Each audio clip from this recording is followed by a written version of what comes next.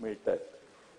2022ला 2,20,000 कोटी रुपयाची गुंतवणूक येणार होती। 4 लाख रोजगार अपेक्षित होते। 23ला त्या भाषणात सांगितलं 1,37,000 कोटीची गुंतवणूक होणार आहे, 55,000ची रोजगार मिळणार आहेत। 24 साली 3,53,000 कोटी रुपये येणार आहेत, 2 लाखाची रोजगार मिळणार आहे। आणि आता 25 साली अध्यक्ष महोदय 15,72,000 कोटीची गुंतवणूक आहे आणि 15 लाखापेक्षा अधिक रोजगाराच्या संधी मिळणार आहेत। अध्यक्ष महोदय 3 वर्षाचा 22 ते 24चा विचार केला तर महाराष्ट्रामध्ये 50 लाख तरुणींना रोजगार मिळणं अपेक्षित होतं। माझ्या माहितीनं फारसा रोजगार काही महाराष्ट्रात उपलब्ध नाही, उलट बेरोजगारी महाराष्ट्राची वाढली आहे।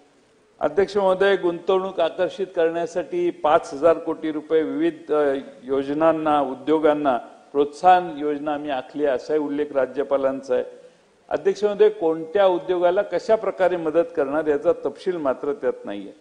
अध्यक्ष महोदय माझं तर मत आता असं आहे की उद्योगांना प्रोत्साहन देण्याची गरज नाही। आता उद्योजक काय म्हणतात, आम्हाला फक्त संरक्षण द्या, प्रोत्साहन काही गरज नाही, संरक्षण द्या, स्थानिक गुंडांकडून आम्हाला संरक्षण दिलं तरी फार होईल। अध्यक्ष महोदय किती लहान मोठा उद्योजक असला तरी आपापल्या कुवतीप्रमाणे त्याला पावत्या स्थानिक गुंड फाडायलाच लावतात आणि त्यातनं कुणालाही सुटका नाही। एवढी स्थानिक झुंडशाही झालेली आहे महाराष्ट्रामध्ये की संघटित झुंडशाहीमुळे अध्यक्ष महोदय छोट्या दुकानदारापासून मोठ्या उद्योजकांपर्यंत आज अध्यक्ष महोदय खंडणी द्यावी लागते। पैसे द्या ते द्याच, पण अध्यक्ष महोदय नंतर टेंडर पण त्या कंपनीचे किंवा त्या उद्योगाचे असतील तर ते स्थानिक नेत्यांच्या माणसांना देण्याचा दबाव आज उद्योजकांच्यावर असतो आणि त्यामुळे महाराष्ट्राचं वातावरण गुंतवणुकांना सोयीचं आहे का हे बघितलं तर शेजारच्या राज्यांपेक्षा फार कमी वातावरण आहे। निर्भय वातावरण निर्माण करण्यासाठी सरकारने काय करायचं याचा विचार करायला पाहिजे।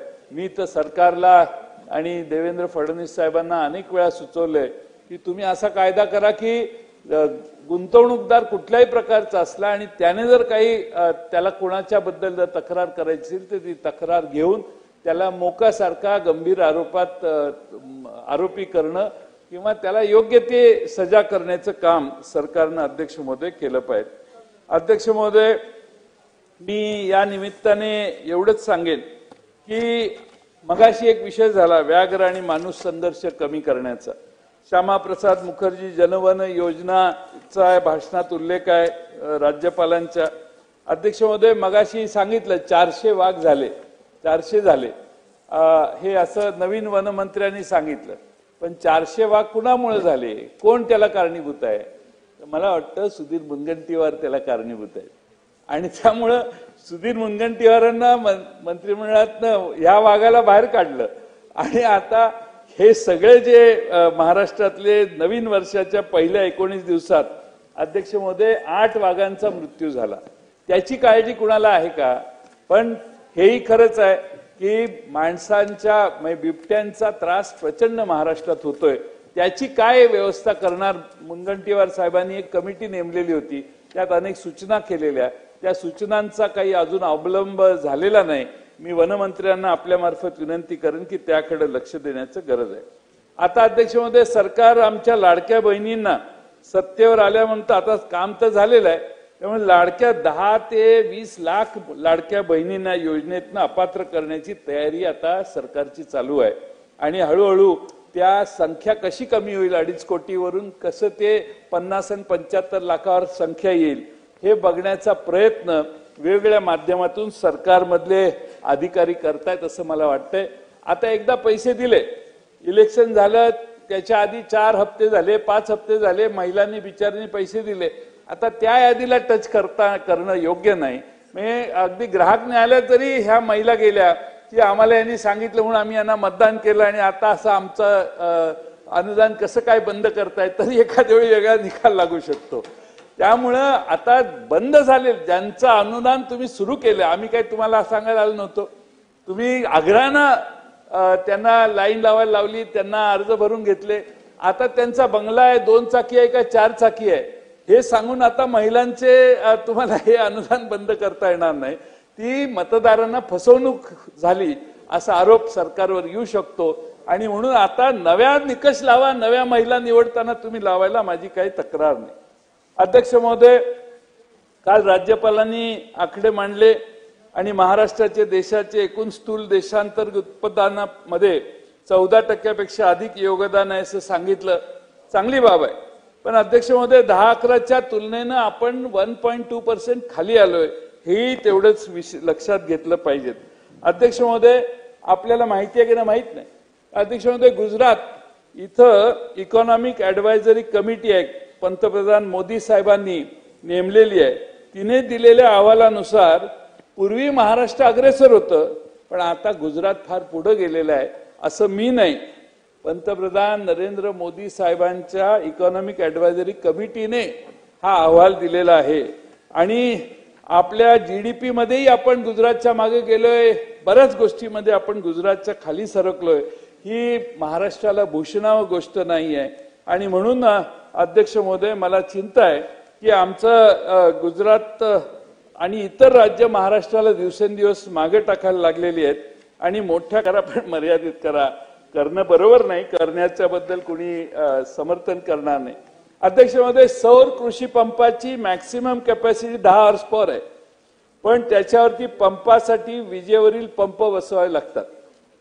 पण अध्यक्ष महोदय, सरकारने आता काय केलंय, सरकारने विजेचं कनेक्शन द्यायला, नॉर्मल एमएससीबीचं कनेक्शन द्यायला ते पोर्टलच बंद केलेलं आहे. त्यामुळे शेतकऱ्यांना नवीन पंपाची मागणीच करता येत नाही. माझ्या मतदारसंघात शेतकऱ्यांनी नदीहून पाणी आणले, पैसे खर्च केलेले आहेत, अर्ज केला तर ते म्हणतात सौर ऊर्जा लावा. आता सौर ऊर्जा 10 किलोमीटरहून पाणी कसे येणार, आणि एवढ्या मोठ्या 80 हॉर्स पॉवरचे मोटर कशी चालणार, 40-40 हॉर्स पॉवरच्या 2. आणि अध्यक्ष महोदय, माझी विनंती आहे, माझ्या मतदारसंघात फाळकेवाडी नावाच्या गावात असं झालेलं आहे. त्यामुळे अध्यक्ष महोदय, सदरची पोर्टल पुनश्च चालू करा, लोकांचे अर्ज घ्या आणि विजेवरचे पंप लोकांना उपलब्ध. तुमचं सौर ऊर्जेचं धोरण फार चांगलं आहे, माझा त्याला विरोध नाही, पण प्रॅक्टिकल पाहिजे. पाणी तर ओढलं पाहिजे. नदीहून पाणी आणायचं असेल तर विहिरीतल्या पाण्याला मी समजू शकतो. अध्यक्ष महोदय, आज या निमित्ताने मी आपल्याला एवढीच विनंती करण्यासाठी या ठिकाणी मुद्दा मांडतोय. अध्यक्ष महोदय, आपण खरं म्हणजे राज्यामध्ये गुन्हेगारीचं प्रमाण किती वाढलंय हे बघतोय. अध्यक्ष महोदय, आपण पुरोगामी विचाराचं राज्य आहे हे मी नाही, आता राज्यपालही म्हणायला लागलेले आहेत. अगदी अध्यक्ष महोदय, अलीकडे विचार मांडणंही जरा गुन्हा झालेला आहे. राज्यपाल महोदय म्हणाले की सर्व समाज घटकांना सोबत घेऊन सर्वसमावेशक प्रगतशील पुरोगामी विकसित महाराष्ट्र घडवण्यासाठी काम करणार. आम्ही स्वागत करतो याचं. पुरोगामी विचारसरणीनं राज्य चालणार असेल तर आम्ही त्याचं स्वागत करतो. अध्यक्ष महोदय, साहित्य संमेलन दिल्लीला झालं, त्यात तारा भवाळकर अध्यक्षा यांनी भाषणात परखडपणाने मत मांडलं. त्यांनी ठणकावून सांगितलं की तुम्ही पुरोगामी म्हणा की पुरोगामी म्हणा, पण आमची पुरोगामी संतांची भूमी आहे. जात पात पक्ष पंथ स्त्री पुरुष वेदांच्या पलीकडे आमचे संत पुरोगामी होते, हे त्या भाषणातलं ठळक विधान गाजलेलं आहे. अध्यक्ष महोदय, वारकरी संतांनी पहिलं मूल्य सामाजिक समतेचं दिलं. संतांनी जातीभेदाला ठामपणाने विरोध केला. संपत आलं. जया म्हणती नीच वर्ण स्त्री शूद्रादी हिनजन सर्वांभूती देव वसे नीचा ठाई काय नसे, असा रोखठोक सवाल अध्यक्ष महोदय एकनाथ महाराजांनी विचारलेला. ज्या स्त्री शूद्रांना तथाकथित उच्चवर्णीयांनी त्यांच्या संकुचित संस्कृतीतून वगळलं आहे, त्यांची बाजू संतांनी लावून धरलेली होती. त्यांच्या देवत्वाची आठवण करून देत समतेचं तत्व सांगितलेलं होतं. आणि म्हणून अध्यक्ष महोदय, पुरोगामी विचाराच्या महाराष्ट्रात मगाशी भुजबळांनी सांगितलेलं भाषण आपण ऐकलं. माऊली सोट धनगर समाजाचा बिचारा लातूरला त्याची नख काढून त्याच्यावर इतके आनंदवित अत्याचार केलं. एका तिथल्या स्थानिक छोट्याशा प्रेम प्रकरणाचा विषय असेल का काय असेल, पण त्याची हत्या करण्यापर्यंत समाज गेला. अध्यक्ष महोदय, देवळात प्रवेश केला धनगर समाजाच्या कैलास गोविंदा बोराडे म्हणून भोकरदनच्या अनवा इथल्या ठिकाणी त्याचा अध्यक्ष महोदय सळ्यांनी तापलेल्या सळ्यांनी त्याला वेगळ्या ठिकाणी चटके देणं म्हणजे इतके वाईट, मी आता फोटो बघितले, इतकी वाईट अवस्था महाराष्ट्रात अध्यक्ष महोदय. धाडस कसं ह्या लोकांचं होतं. परभणीच्या सूर्यवंशीचं तर प्रकरण पोलीस स्टेशनमध्ये त्या बिचाराचा मृत्यू झाला. या सगळ्या गोष्टी बघितल्या तर आपण का या सगळ्यांच्यावर कधी आपण या विरोधी कधी लढाई करणार. आणि समतेचा आणि पुरोगामित्वाचा संदेश देणाऱ्या महाराष्ट्रामध्ये धनगर समाजाला एखाद्या देवळात जाण्यासाठी बंदी करण्याचं किंवा तू का देवळात आला म्हणून त्याला मारहाण करण्याचं जर प्रकरण असेल तर महाराष्ट्रात पुरोगामित्व किती शिल्लक राहिलेलं आहे याचा अध्यक्षमध्ये विचार केला पाहिजे. मी शेवटचे 3 पॉइंट, मुद्दे पण नाही आहेत. अध्यक्ष महोदय, मुंबई उच्च न्यायालयाचं कोल्हापूर इथं खंडपीठ व्हावं अशी मागणी 38 वर्षापासून आहे. आणि अध्यक्ष महोदय 22 मध्ये दीपांकर दत्ता मुख्य न्यायमूर्ती होते. त्यांनी मुख्यमंत्र्यांच्या समोर बैठक झाल्यानंतर आम्ही सर्किट खंडपीठ स्थापन करू याचा निर्णय घेऊ असं सांगितलं. पण त्यानंतर मुख्यमंत्री महोदय आणि चीफ जस्टिस महाराष्ट्राचे जे आहेत मुंबईचे त्यांची भेट झालेली नाही. त्यामुळे मुख्यमंत्र्यांना मी आपल्यामार्फत विनंती करतो की हे सर्किट खंडपीठ कोल्हापूरला सुरू कर. खंडपीठाचीच मागणी आहे. आता ते होत नाही तर तोपर्यंत सर्किट खंडपीठ मंजूर करून देण्यासाठी मुख्यमंत्र्यांनी लक्ष घालावं. अध्यक्ष महोदय, एका सत्ताधारी पक्षातील आमचे राजू कारेमोरे म्हणून आहे आमदार, त्या राजू कारेमोरेंनी एक पत्र दिलेलं आहे.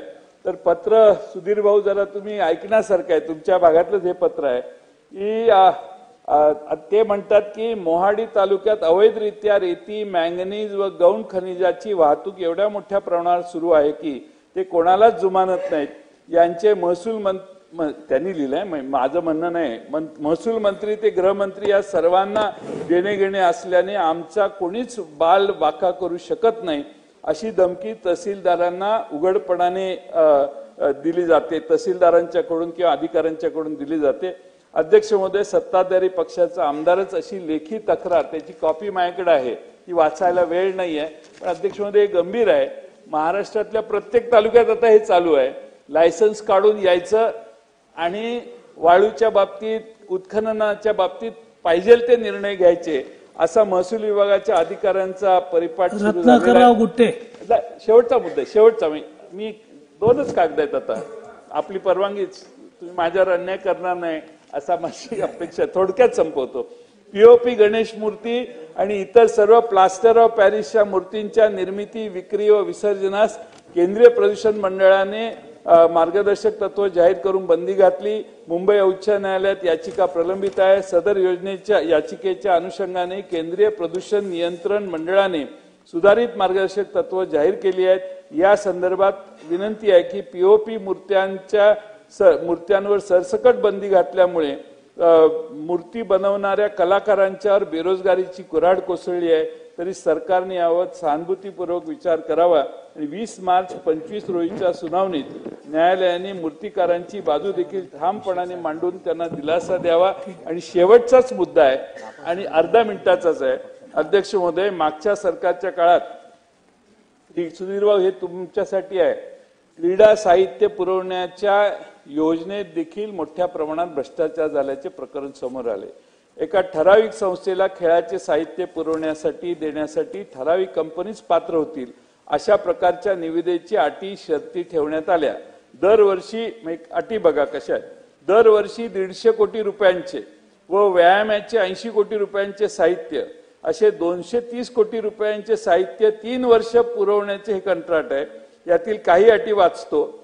500 ठिकाणी एकाच वेळी पुरवठा करण्याचा अनुभव, 52 कोटी वार्षिक उलाढाल पाहिजे, पॉझिटिव्ह नेटवर्क हवे. एवढेच नाही तर 3 वर्षांनी नव्याने करार केला पण नाही, टेंडर काढले नाही, 10 वर्ष सदरचे कंत्राट चालेल अशा अटी टाकल्या.